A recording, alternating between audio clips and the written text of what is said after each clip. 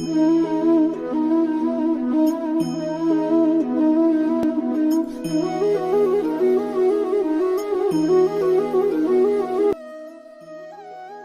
मुस्कुरा रहा है उसे दर्द ने पाला होगा, जो चल रहा है उसके पाँव में छाला होगा। बिना संघर्ष के इंसान चमक नहीं सकता, जो जलेगा उसी दिए में उजाला होगा। संघर्ष क्यों बचे संघर्ष से, संघर्ष ही तो जीवन की आत्मा है। जितना कठिन संघर्ष होगा उतनी ही शानदार जीत होगी। एक बार एक किसान भगवान से बहुत ही नाराज हो गया। किसान बहुत मेहनती था, बहुत मेहनत से वह खेतों में अनाज उगाता, उसकी देखभाल करता, पर अक्सर उसकी फसल खराब हो जाती।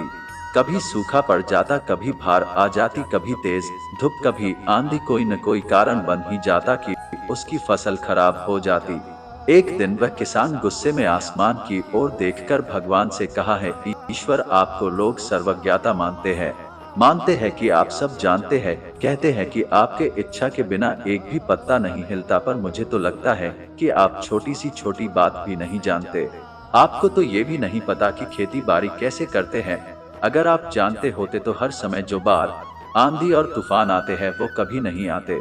आप नहीं जानते कि कितना नुकसान उठाना पड़ता है हम किसानों को। यदि आप मेरे हाथ में ये शक्ति दे दे कि जैसा मैं चाहूँ वैसा मैं मौसम कर दूं, फिर आप देखना मैं अन्न के भंडार लगा दूंगा। भगवान इस किसान के तीखे वाक्य सुनकर मुस्कुरा रहे थे और वह किसान के सामने प्रकट होकर बोले, मैं आज से तुझे ये शक्ति देता हूँ कि तुम अपनी खेतों पर तुम्हारी जैसी इच्छा ही तुम वैसा मौसम कर दोगे। मैं बिल्कुल भी दखल नहीं दूंगा, तुम्हारी इच्छा से सब कुछ होगा। किसान बहुत खुश हो गया। किसान ने गेहूं की फसल अपनी खेतों में बोई। जब उसे लगा कि खेतों को धूप चाहिए तो खेतों को धूप मिले, जब पानी बरसना चाहिए तभी पानी बरसा। आंधी, तूफान, बाढ़, कुछ भी उसने अपने खेतों पर आने नहीं दिया। किसान के खेत में इस वर्ष ऐसी फसल हुई जैसी कभी नहीं हुई थी।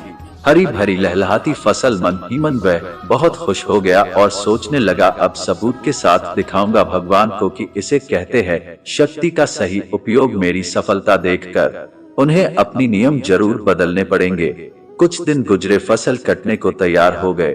किसान बहुत उत्सुकता के साथ फसल को काटने लगा, पर जैसे ही उसकी नजर गेहूं की बालियों पर गया तो उसने अपना सिर पिट लिया और वह रोने चिल्लाने लगा। गेहूं की एक भी बाली के अंदर गेहूं का दाना नहीं था, सारी बालियां अंदर से खाली थी। किसान बहुत दुखी हो गया। उसने भगवान को रोते हुए फिर पुकारा है, प्रभु, तुमने ये मेरे साथ क्या किया? क्या तुमने मुझे कोई सजा दी? भगवान बोले, पुत्र, ये तो होना ही था। तुमने पौधों को संघर्ष करने का मौका ही कहा दिया ना, तो तुमने उन्हें आंधियों से जूझने दिया, ना तेज बारिश से सहने दिया और ना ही धूप में तपने दिया। एक भी चुनौती का सामना तुमने उन्हें नहीं करने दिया, इसीलिए सारे पौधे अंदर से खोखले रह गए।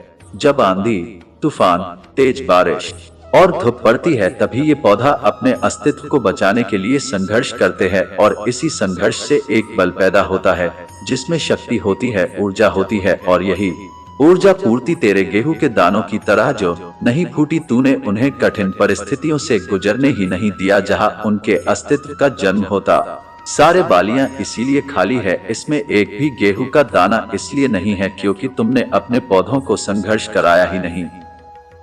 याद रखिए, स्वर में सवर्णीय आभा तभी आती है जब वह आग में तपने, गलने और हथौड़े से पीटने जैसे संघर्षों से गुजरता है।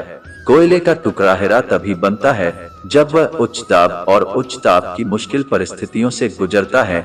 इसी तरह यदि हमारी जिंदगी में कोई संघर्ष ही ना हो, कोई चुनौती ही ना हो, तो हम भी गेहूं की बालियों की तरह खोखले रह जाएंगे, कोई अस्तित्व नहीं होगा हमारा। विपरीत परिस्थितियां, चुनौतियां, समस्याएं हमें और अधिक निखारती है। यदि जीवन में कठिन परिस्थितियां और चुनौतियां आए तो घबराना मत, बल्कि सामना करना, विश्वास करना कि आप और अधिक निखर जाओगे और अधिक मजबूत बन जाओगे। किसी ने कितना सही कहा है, जिंदगी जीना आसान नहीं होता, बिना संघर्ष कोई महान नहीं होता। जब तक न पड़े हथौड़े की चोट तब तक पत्थर भी भगवान नहीं होता।